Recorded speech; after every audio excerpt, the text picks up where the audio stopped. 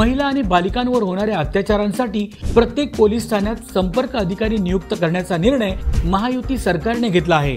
बदलापूर येथील बालिका अत्याचाराच्या प्रकरणानंतर महिलांवरील अत्याचाराच्या घटनांचा तपास अधिक प्रभावीपणे व्हावा आणि या तपासाचा समन्वय योग्य असावा यासाठी हा निर्णय घेतला आहे। पीडित महिलांवरील अत्याचाराचे गुन्हे पोलीस ठाण्यांमध्ये नोंदवले तर जातात, मात्र त्यानंतर ती पीडित महिला एकटीच न्यायासाठी संघर्ष करत राहते। त्यामुळे या गुन्ह्यांच्या दोषसिद्धीचा टक्का आजवर कमी राहिलेला आहे। ही वस्तुस्थिती बदलण्याचा निर्धार महायुती सरकारने केला आहे।